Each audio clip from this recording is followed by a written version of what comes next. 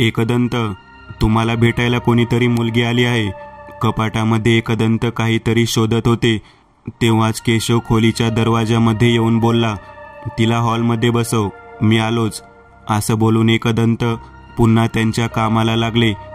त्यांना हवी ती वस्तू मिळाल्यानंतर त्यांनी कपाट बंद केले आणि ते खोलीमधून बाहेर आले.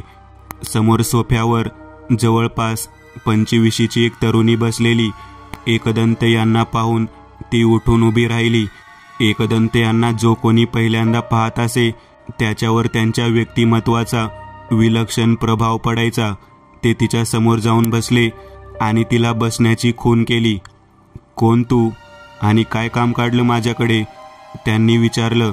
मी नलिनी, मला तुमची मदत हवी आहे. माझे बाबा गेले काही दिवस बेपत्ता आहेत. पण यात मी काय मदत करणार? तुम्ही पोलिसांना कळवलं ना?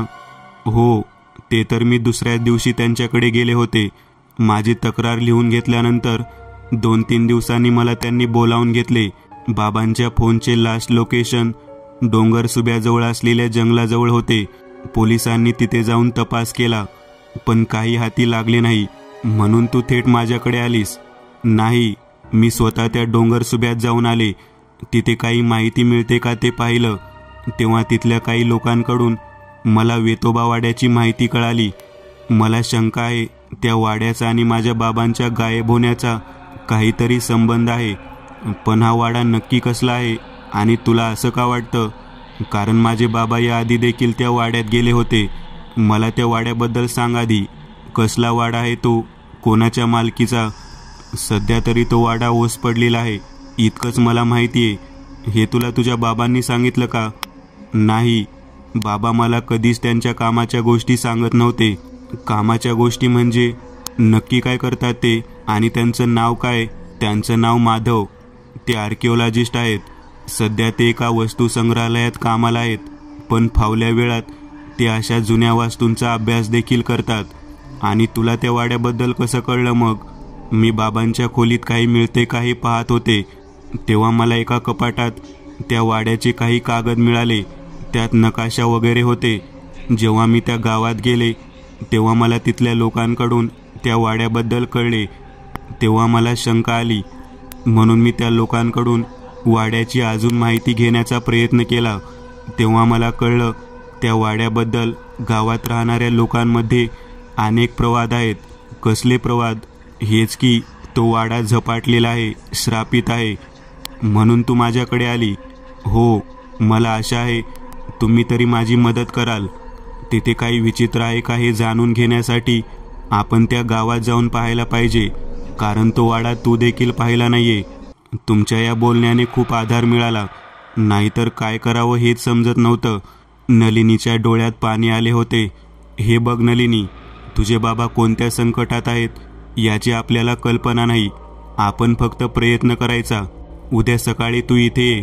त्यानंतर आपण डोंगरसुब्यासाठी निघू. नलिनी गेल्यानंतर एकदंत आणि केशव दिवाणखान्यात बोलत होते. एकदंत, त्या सखारामच्या प्रकरणानंतर असं कोणासोबत एखाद्या अनोळखी भागात जायला शंका यायला लागली आहे. केशव बोलला. तेव्हा आपण गाफील होतो केशव. या मुलीच्या बाबतीत मी त्याच गोष्टीचा अंदाज घेत होतो. पण ही मुलगी सांगते ते खरं आहे. नेहमीचे साहित्य भरून ठेवू की अजून काही वेगळं घ्यायचं आहे यावेळी? केशवने विचारले. ती लहान कुऱ्हाड आणि कुदळ घे. शिवाय मोठ्या टॉर्च घेऊन ठेव. बाकी आपलं नेहमीचं सर्व साहित्य घे. पिशाचे वेत तर बाबांकडे आहे. ते त्याच्यावर काय काय प्रयोग करत असतात काय माहिती. एकदंत त्यांच्या खोलीमध्ये गेले आणि त्यांच्या नेहमीच्या जागी डोळे मिटून ध्यानाला बसले. रात्री 8च्या सुमारास एकदंत यांना बाबांचा फोन आला. एकदंत, उद्या कुठे निघाला आहेस का? बाबा, मी तुम्हाला फोन करणारच होतो. उद्या मी डोंगरसुब्याला चाललो आहे. एक विचित्र प्रकरण आहे. मी मगाशी पिशाची वेदाची एक चाचणी करत होतो. तेव्हा मला अचानक काही पूर्वाभास झाल्यासारखं वाटलं. तुझ्यावर उद्या काहीतरी संकट येणार आहे. पण बाबा, असं तुम्हाला याआधी कधी जाणवलं नाही. मग आताच काय झालं माहिती नाही. पण उद्या काळजी घे आणि सतत सावध राहा. बाबांचा फोन झाल्यावर एकदंत पुन्हा त्यांच्या खोलीमध्ये गेले.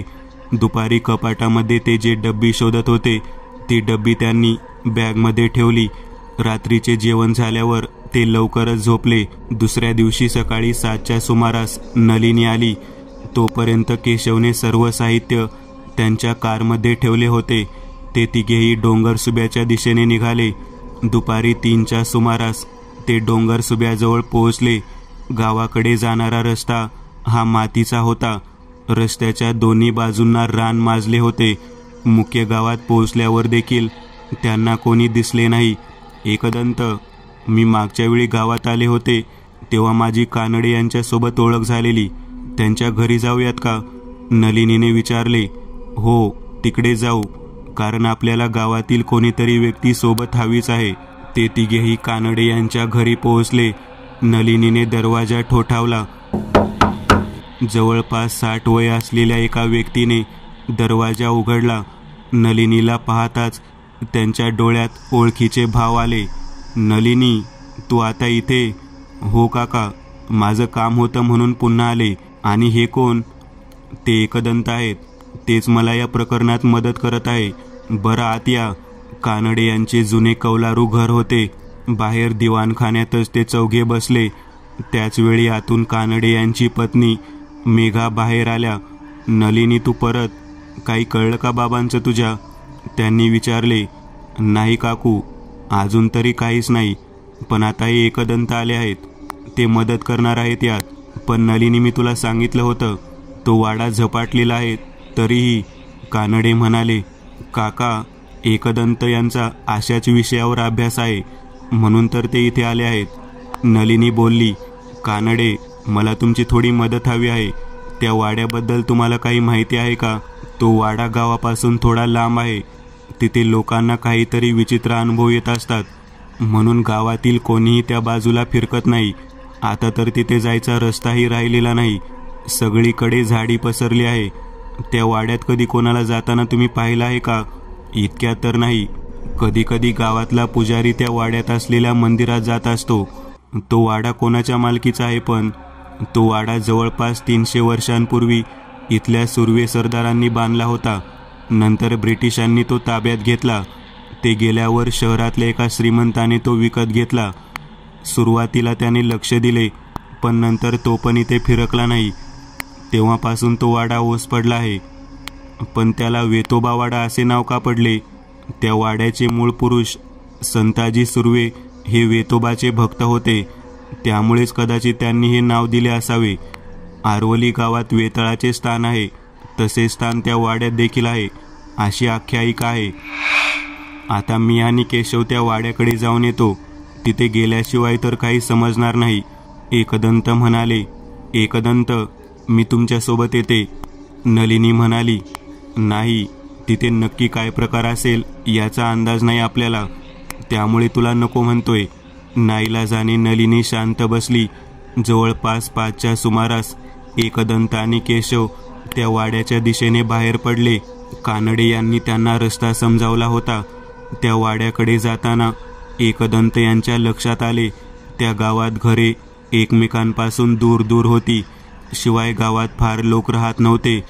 थोडीशी झाडी सुरू झाली तेव्हा एकदंत यांचे लक्ष एका घराकडे गेले. तिथून त्यांना कोणीतरी पाहत होते, पण एकदंत यांनी त्याकडे दुर्लक्ष केले. कधी काळी तिथे पायवाट असावी असा तो रस्ता होता. मध्ये मध्ये झाडे येत होती. काही वेळ चालल्यानंतर गाव मागे पडले. किरकिर आवाज फक्त उरला. पुढे गेल्यावर हळूहळू झाडी कमी झाली आणि समोर दिसली ती त्या वाड्यांची भव्य वास्तू. एकदंत, ह्याला वाडा म्हणायचा की गडी? केशव आश्चर्याने बोलला. गडीच आहे केशव. त्या वाड्याला उंच अशी तटबंदी होती. त्यात पुढे 2 आणि मागे 2 असे 4 भव्य बुरुज होते. मुख्य दरवाजा तुटलेल्या अवस्थेत होता. काही पायऱ्या चढून ते दरवाजात आले. समोर मोकळी जागा होती आणि त्याच्या पुढे आणि उजव्या बाजूला जीर्ण झालेली यल आकाराची 2 मजली इमारत होती. समोर अनेक खोल्यांचे दरवाजे होते. त्या मोकळ्या जागेत काही झाडे झुडपे उगवलेली. एकदंत त्या मोकळ्या जागेमध्ये आले. त्यांनी ती वास्तू निरखून पाहिली. काही ठिकाणी भिंती ढासळलेल्या, दरवाजे जीर्ण होऊन अर्धवट पडलेल्या अवस्थेत होते. पण मूळ पाया अजून शाबूत होता. आजूबाजूला कसलाही आवाज नव्हता. ढग दाटून आले होते. एकदंत पुढे चालले होते. तोच एका खोलीमधून एक वटवाघूळ वेगाने फडफडत त्यांच्या दिशेने आले. दचकून ते खाली वाकले. वटवाघूळ दुसऱ्या दिशेला निघून गेले. एकदंत, आता काय करायचं? केशवने विचारले. ते माधव इथे आले होते का हे शोधायचं आहे आपल्याला. इथल्या खोल्यांमध्ये जाऊन पाहायला हवं. बाहेर उजेड असला तरी खोल्या अंधारलेल्या होत्या. ते दोघेही पहिल्या खोलीमध्ये आले. धूळ आणि जळमटांनी भरलेली ती खोली होती. एक कोंदट वास भरलेला. ती खोली पाहून ते दोघे बाहेर आले. त्यानंतर काही खोल्या सोडून त्यांना एक मोठी खोली दिसली. ते दोघे आत आले. ही मोठी खोली देखील धुळीने माखलेली. त्यातून मागच्या खोलीमध्ये जाणारा दरवाजा होता. तिथे पूर्ण अंधार होता. केशवने एक टॉर्च सुरू केली. खोली प्रकाशाने उजळली. तिथे एका बाजूला चूल होती. समोर काही फडताळे होती. शेजारून वरती जाणारा लाकडी जिना होता. पण सर्वत्र धुळीचे राज्य होते. एकदंत परत येण्यासाठी दरवाजामधून मागे फिरले आणि जागीच थबकले. काय झालं एकदंत? केशवने विचारले. जमिनीवर बघ. तिथे धुळीत त्यांच्या चपलांचे ठसे होतेच, पण त्यासोबत पायांचे ठसे देखील उमटलेले. एकदंत, हे कसे काय? केशव हे बोलत होता. तोच आतल्या खोलीत असलेला जिना करकर वाजला. झटकन त्यांनी टॉर्च आत फिरवला, पण तिथे कोणीच दिसले नाही. एकदंत यांनी त्यांच्या जवळचा टॉर्च सुरू केला आणि ते आत आले. त्यांनी टॉर्च जिन्यावर फिरवला. तिथेही पावलांचे ठसे उमटलेले. हा काय प्रकार आहे एकदंत? तेच पाहूयात. चल वरती. हळूहळू ते दोघे वरती आले. वरही तशाच आकाराची खोली होती आणि त्यातून एक दरवाजा पुढच्या खोलीमध्ये उघडत होता. त्यांनी त्या पायांच्या ठशांवर टॉर्च फिरवला.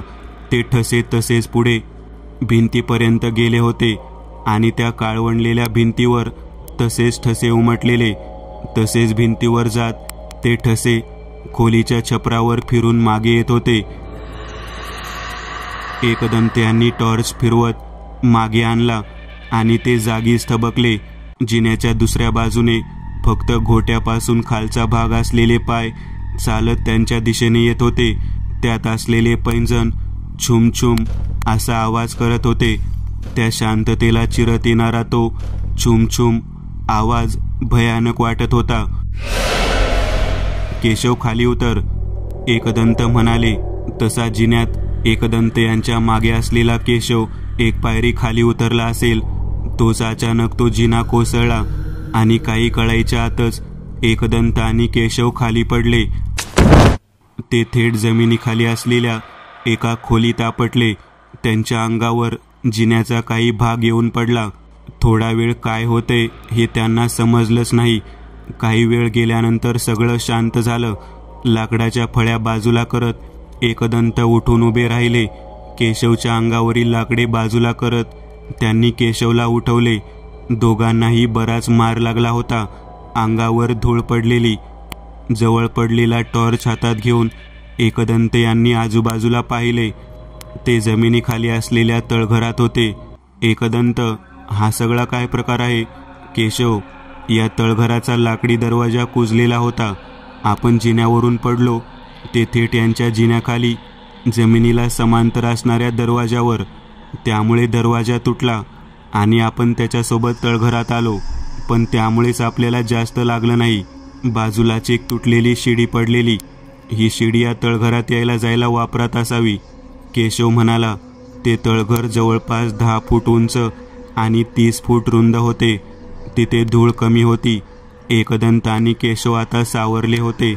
पुढे काय करावं हा विचार करत असतानाच पुन्हा तोच छुम छुम असा आवाज आला. तो आवाज कुठून येत आहे याकडे लक्ष देत असतानाच एकदंत यांच्या पायाखालची जमीन हादरली. त्यांनी खाली पाहिले तर दगडी फरसबंदी हालत होती. एक एक करत सर्व दगडी फरशा खालीवर होत होत्या. हळूहळू त्या तळघरात दुर्गंध पसरला. वातावरण थंड होऊ लागले. दोघांच्याही हातात टॉर्च होते. ते आजूबाजूला पाहत होते, पण काहीच दिसले नाही. अचानक एका कोपऱ्यात लाल डोळे चमकताना एकदंत यांना दिसले. ते तिकडे टॉर्च फिरवणार तोच दोघांच्याही टॉर्च बंद पडल्या.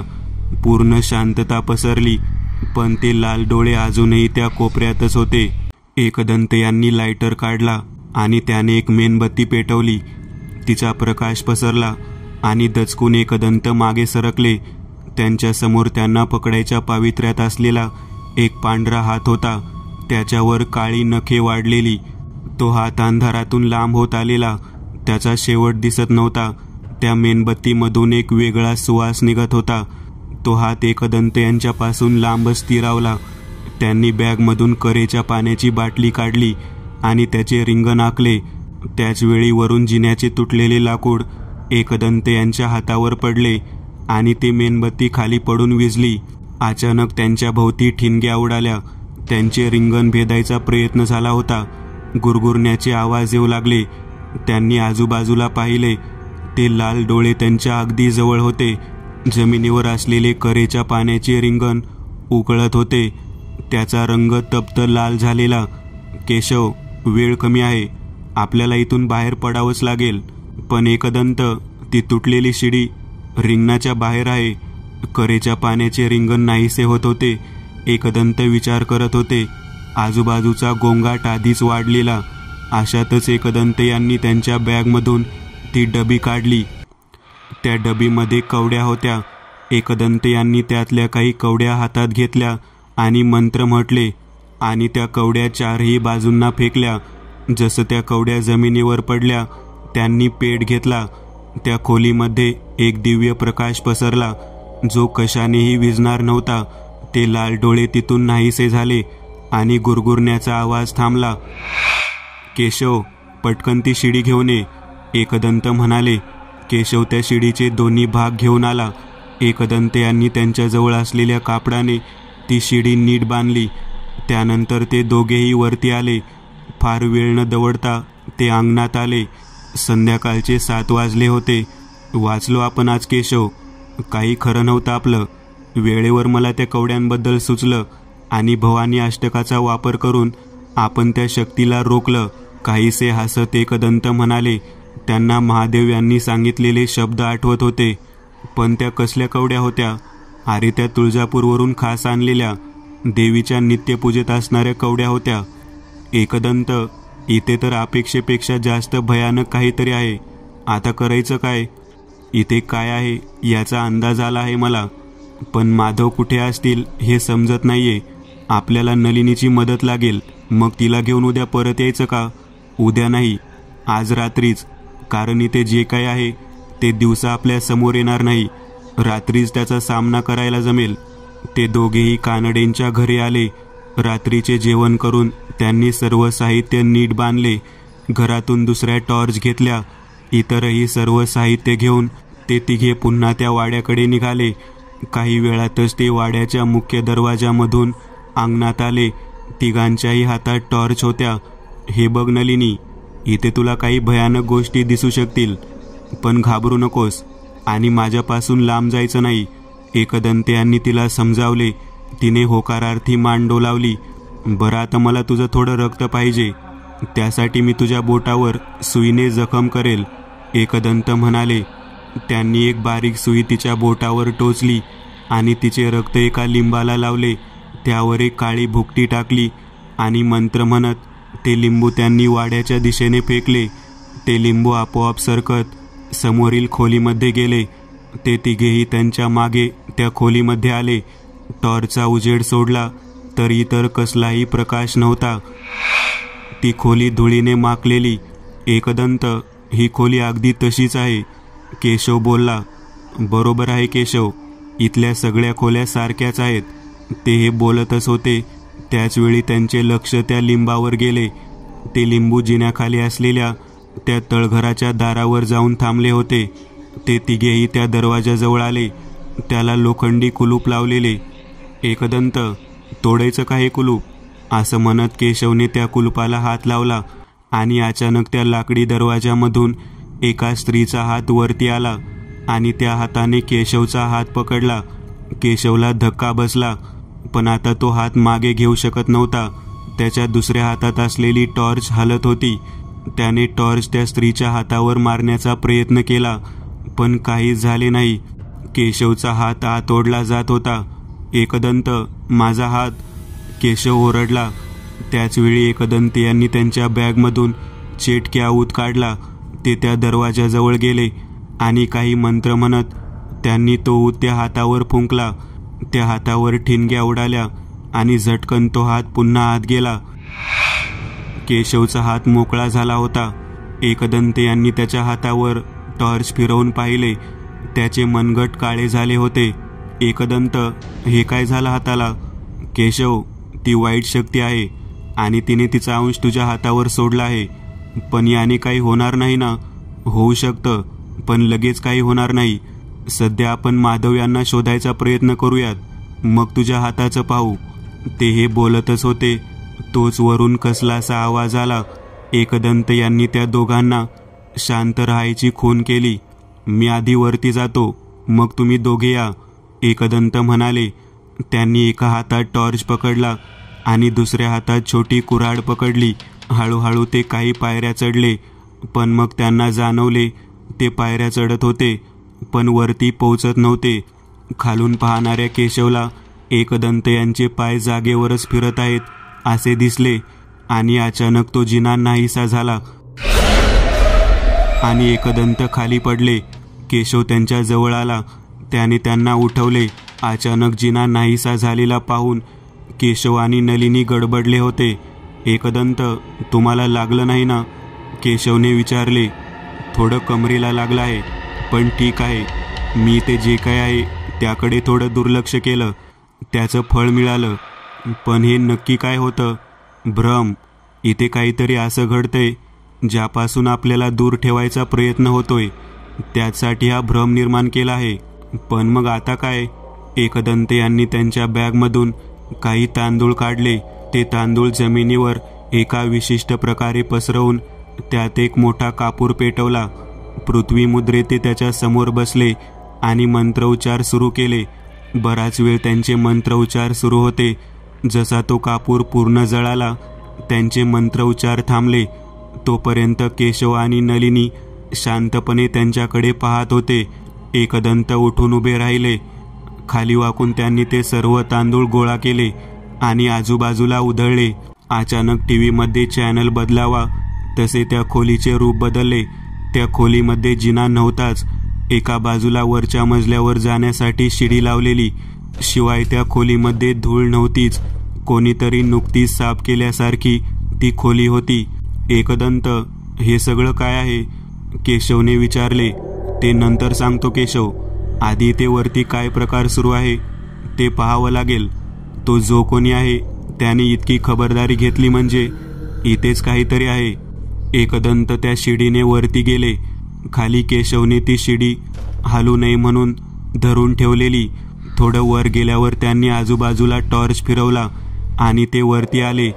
पण त्यांचे शिडीच्या मागे लक्ष नव्हते. तिथे एक स्त्री मांडी घालून बसलेली. तिच्या अंगावर मळकट लुगडे होते. चेहरा लाल झालेला, पूर्ण पांढरे डोळे एकदंत यांच्यावर खिळलेले. त्यांना मागे कोणीतरी आहे असा अंदाज आला. त्यांनी मागे वळून पाहिले. तोच त्या स्त्रीने हवेत झेप घेतली. शिडीचा भाग ओलांडून ती एकदंत यांच्या अंगावर आली. काही कळायच्या आतच एकदंत खाली पडले.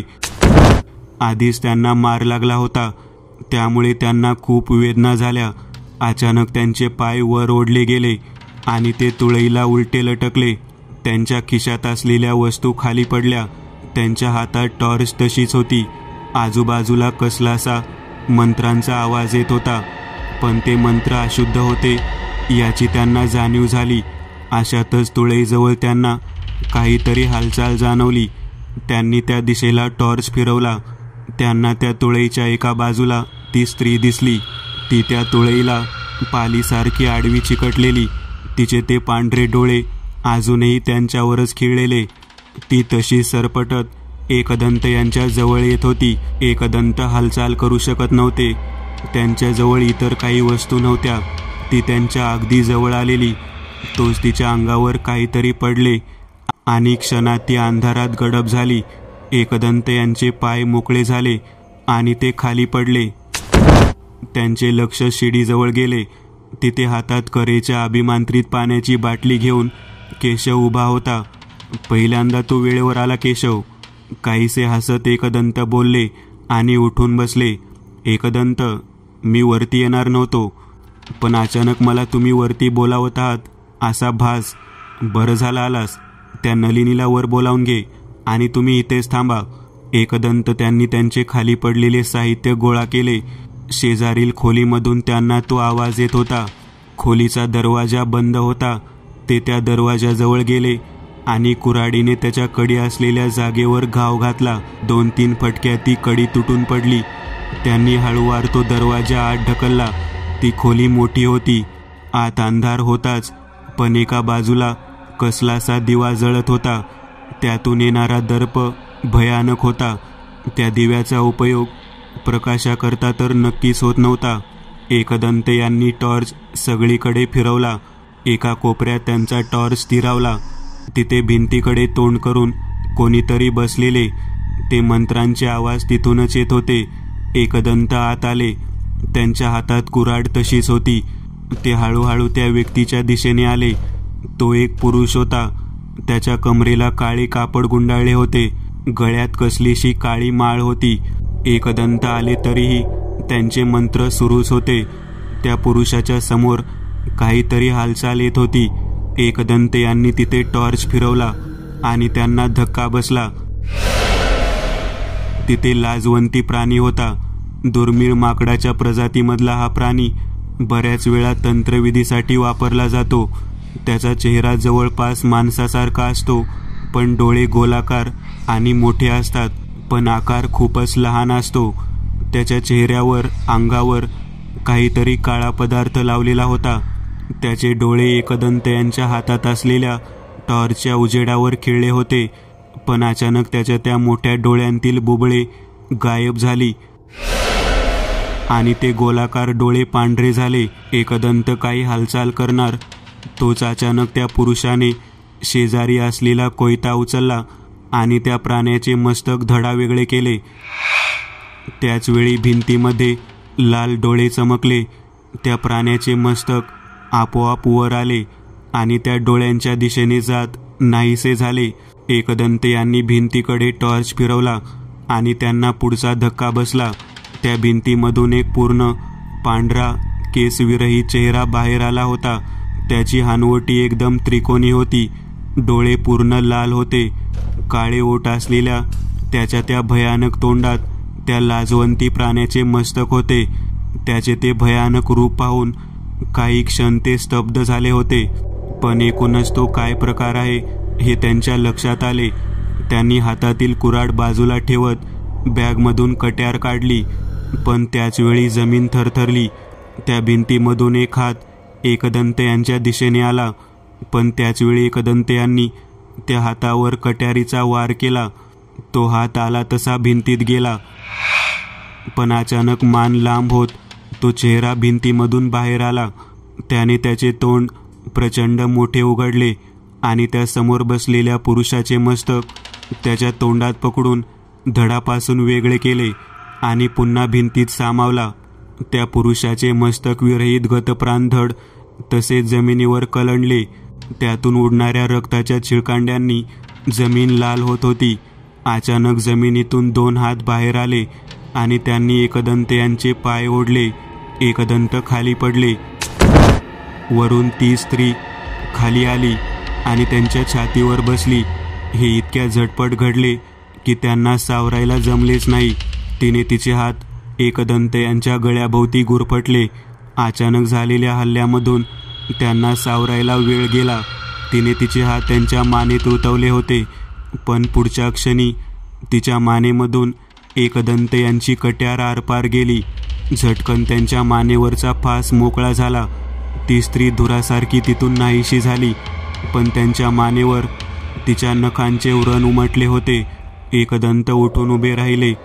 त्याचवेळी केशव हात आला. केशव, पटकन ते छोटे यज्ञकुंड दे मला, एकदंत म्हणाले.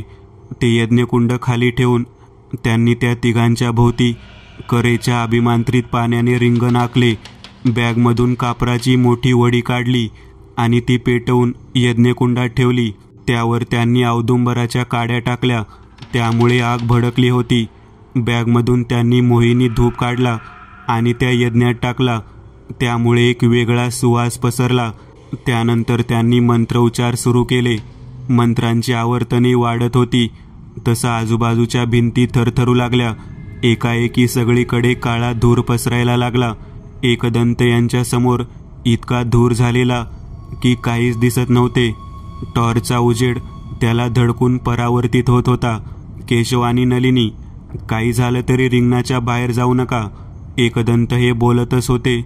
तोच धुरामधून तो चेहरा त्यांच्या समोर आला. त्याचे डोळे रागाने अधिकच लाल झालेले. तो विचित्र आवाजात गुरगुरत होता. त्याचे मस्तक रिंगणातून आत येतच होते. तोच ठिणग्या उडू लागल्या. रिंगणात असलेली ऊर्जा त्या नकारात्मक ऊर्जेला धडकली होती. त्या पूर्ण पांढऱ्या आणि केस नसलेल्या चेहऱ्यावर काळे डाग पडू लागले.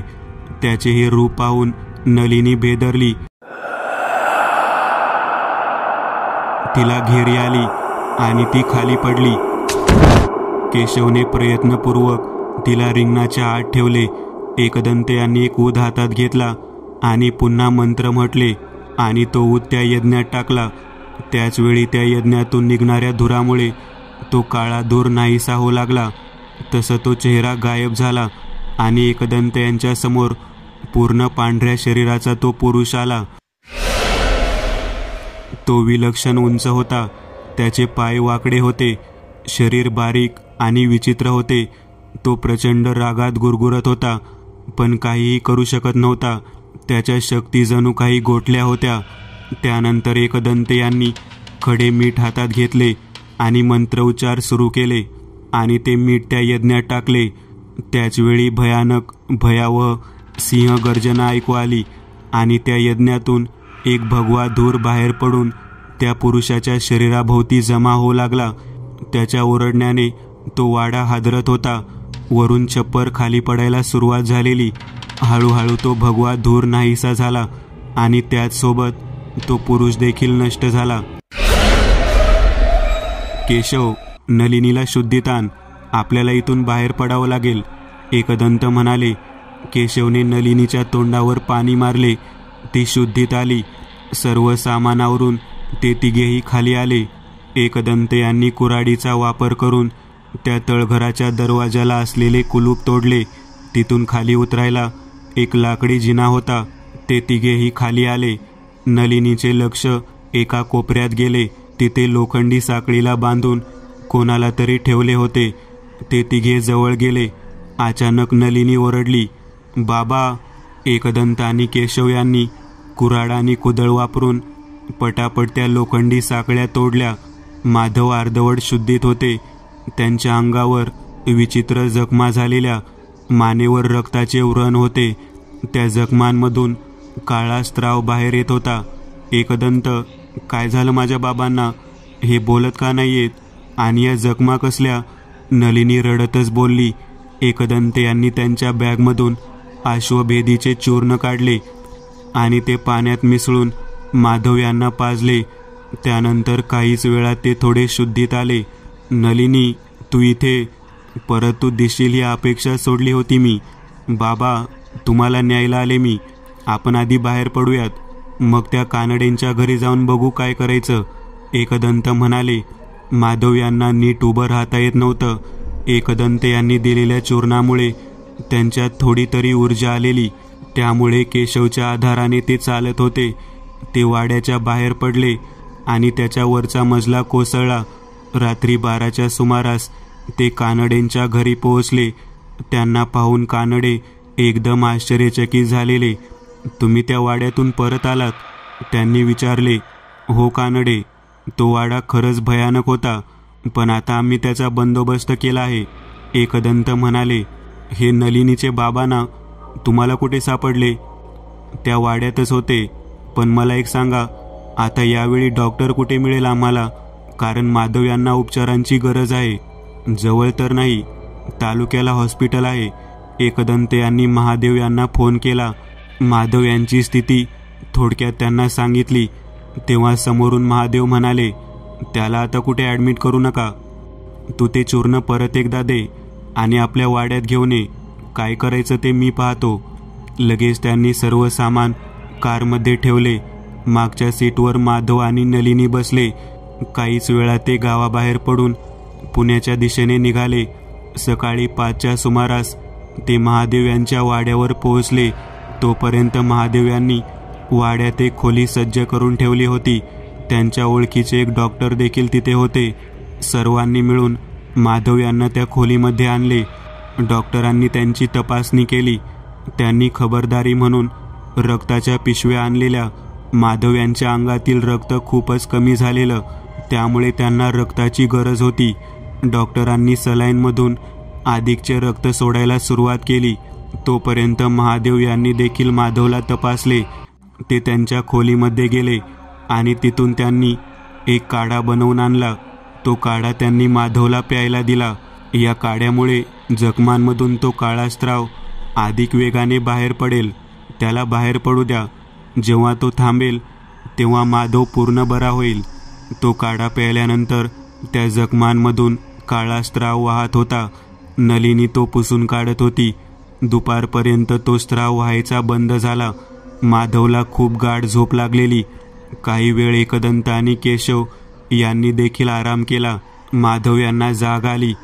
नलिनी त्यांच्या जवळून हल्लीच नव्हती. आता माधव बऱ्यापैकी ठीक झालेले. नलिनीने सर्वांना बोलावून घेतले. तुम्ही सर्वांनी माझा जीव वाचवला, त्याबद्दल आभार कसे मानू. माधव म्हणाले, ते आमचं कामच आहे, पण तुम्ही नक्की त्या तळघरात पोहोचला कसे. एकदंत यांनी विचारले. माझा जुन्या वाड्यांचा खूप अभ्यास आहे. त्या वेतोबा वाड्याचा अभ्यास करताना मला समजले तिथे खजिना दडलेला आहे, पण तो कुठे आहे हे मला समजलं नाही. त्यामुळे मी काही वेळा त्या वाड्यात गेलो. तेव्हा माझी ओळख गावात असलेल्या मंदिरातील पुजाऱ्यासोबत झाली. पण एक दिवस त्या पुजाऱ्याने मला प्यायला सरबत दिले. त्यानंतर मला चक्कर आली आणि जाग आली ती थेट त्या तळघरात. पण तुम्हाला या जखमा कशा झाल्या, घाईघाईने नलिनीने विचारले. एकदंत, कदाचित तुम्हाला समजलं असेलच, हे त्या रक्तपिशाच्याने केलं आहे. हो, ते माझ्या लक्षात आलं होतं, पण नक्की का केलं आणि तुम्हाला त्याच्याबद्दल काही माहिती आहे का. एकदंत यांनी विचारले. ते पिशाच्या पुजाऱ्याने मिळवले होते, त्यामुळे पुजारी सांगेल ते तो करायचा. त्या पुजाऱ्याला असं वाटत होतं मला खजिना कुठे आहे हे माहिती आहे, त्यामुळे त्याने त्या पिशाच्या करवी माझा छळ चालवला. तो सतत येऊन मला एक गोष्ट विचारायचा, खजिना कुठे आहे. मी माहीत नाही म्हणालो की त्याचे ते पिशाचे माझ्या अंगात त्याची नखं घुसवायचा. कधी माझ्या मानेत त्याचे ते तीक्ष्ण दात टोचवायचा. पण त्याने मला जिवंत ठेवले होते ते त्या खजिन्यामुळेच. आणि तिथे ती स्त्री होती. ती कोण होती. ती स्त्री त्याच वाड्यात असलेली एक अतृप्त आत्मा होती. मला त्या पुजाऱ्याने सांगितलं होतं ब्रिटिश काळात या वाड्यात काही अधिकारी राहत होते. ती स्त्री ब्रिटिशांची हेर होती, पण एकदा स्वातंत्र्य सैनिकांची चुकीची बातमी दिल्याचा राग येऊन एका अधिकाऱ्याने तिचा जीव घेतला आणि तिला इथेच वाड्यात मागे पुरली. तिच्या आत्म्याने त्या अधिकाऱ्याचा बळी घेतला, पण ती तिथेच भटकत राहिली. तीच त्या वाड्यातील मुख्य भूत होती, पण त्या पुजाऱ्याने तिला देखील वश केलेलं. पण मला काय म्हणायचं आहे, जर ते भूत होते तर खजिना कुठे आहे हे त्यांना कळायला पाहिजे ना. नलिनीने शंका काढली. नलिनी, तो माणूस मरताना त्याला जेवढं माहीत असतं आत्म्यालाही तेच माहिती असतं. तसेच त्या रक्तपिशाच्याचंही. त्याला त्या खजिन्याबद्दल काही माहिती नव्हतं. त्याला फक्त रक्ताची भूक होती, जे तो पुजारी त्याला देत होता आणि त्याच्याकडून काम करून घेत होता. एकदंत म्हणाले. पण एकदंत, तिथे आपल्याला भ्रम झाला. तो काय होता नक्की. केशवने विचारले. तो पुजारी तंत्रविद्येचा खूप जाणकार होता. तो नेहमी त्या वरच्या खोलीमध्ये यायचा. तिथेच तो त्या पिशाच्याला त्याचं रक्त आणि अन्न पुरवायचा. त्या खोलीमध्ये इतर कोणीही माणूस येऊ नये म्हणून त्याने खालच्या खोलीमध्ये एक भ्रम निर्माण केलेला, जेणेकरून कोणालाही वर जायचा रस्ता मिळू नये. हे माझ्या लक्षात आलं तेव्हा मी योगमायेचे आवाहन केले. तिनेच येऊन आपल्याला खरा रस्ता दाखवला. योगमाया ही भगवान विष्णूचा अंश आणि भगवान कृष्णाची मोठी बहीण मानली जाते. भौतिक सुखाशी संबंधित भक्तांच्या सर्व इच्छा पूर्ण करते, याशिवाय कोणत्याही भ्रमाचा नाश करते. पण मग त्या पुजाऱ्याचं नक्की काय झालं? माझ्या तळघरातील प्रतिहल्ल्यामुळे त्या पिशाच्याची शक्ती कमी झालेली. त्यामुळे तो त्या पिशाच्याला लाजवंती म्हणजेच स्लेंडर लोरिस या प्राण्याचा बळी देत होता. पण ती क्रिया माझ्यामुळे अर्धवट राहिली. त्यामुळे त्या पिशाच्याने त्या पुजाऱ्याचाच बळी घेतला आणि शेवटी त्या यज्ञातून तो जो केशरी धूर बाहेर पडला ते नक्की काय होतं? आपल्याला तो जो पांढऱ्या शरीराचा विचित्र पुरुष दिसला तो रक्तपिशाच आहे हे माझ्या लक्षात आलं होतं. त्यामुळे त्याचा नाश करण्यासाठी मी नरसिंहाचे आवाहन केले. नरसिंह ही अशी शक्ती आहे जी पिशाचाचा नाश करू शकते आणि तसेच घडले. त्या नरसिंह मंत्राने त्या पिशाचाचा अंत झाला. एकदंत, तुमच्यामुळे माझा जीव वाचला, नाहीतर त्या वेतोबावाड्याच्या तळघरात माझा नक्की शेवट झाला असता आणि कोणाला काही समजले नसते. आता लवकर ठीक व्हा आणि पुन्हा कामाला लागा. पण पुन्हा अशा एखाद्या वाड्यामध्ये जाण्याआधी नलिनीला कल्पना द्या, नाही म्हणजे तुम्हाला कुठे शोधायचं हे तरी तिला कळेल. हसत एकदंत म्हणाले. 2 दिवसानंतर माधव बरे होऊन त्यांच्या घरी परतले. एकदंत आणि महादेव त्यांच्या वाड्यामध्ये बोलत होते. बाबा, जसा तुम्हाला पूर्वाभास झाला तसेच माझ्यावर संकट आलेलं. तो जिना कोसळला तेव्हा खरं तर खूप जास्त मार लागायला हवा होता, पण त्यावेळी जास्त काही झालं नाही. एकदंत म्हणाले. योगायोग म्हणायचं आणि काय. पण बाबा, अजून एक गोष्ट. ती स्त्री माझ्या छातीवर बसून माझा गळा दाबत होती. तेव्हा माझी कट्यार हातातून खाली पडलेली. ती कट्यार तिच्या मानेत घुसलीच कशी काय? म्हणजे तू ते नव्हतं केलं? एकदंत यांनी नकारार्थी मान डोलावली. म्हणजे नक्कीच तिथे काहीतरी होतं जे तुझी मदत करत होतं, विचार करत महादेव बोलले. आणि अचानक काहीतरी सुचल्याने दचकून त्यांनी एकदंत यांच्याकडे पाहिले आणि त्याचवेळी एकदंत यांनी देखील महादेव यांच्याकडे पाहिले. त्या दोघांच्याही तोंडून एकाच वेळी शब्द बाहेर पडले, वेताळ. मित्रांनो, आज पुरतं एवढंच. तुम्हाला जर काही गोष्ट आवडली असेल तर नक्की लाईक करा. तुमच्यापैकी बरेचसे जण व्हिडिओ लाईक न करताच पळून जातात, पण हा जर व्हिडिओ तुम्ही लाईक केला तर मला जरा बरं वाटेल आणि असेच भारी भारी व्हिडिओ बनवायची माझ्यात एनर्जी येईल. त्यामुळे नक्की लाईक करा. आणि अजूनही कोणी या चॅनलला सबस्क्राईब केलेलं नसाल तर लगेच सबस्क्राईब करून टाका. आणि बाजूची घंटी ती मात्र दाबायला विसरू नका. देवाची घंटी आहे ती. चला तर मग पुन्हा भेटूया अशीच एक आगळी वेगळी गोष्ट घेऊन पुढच्या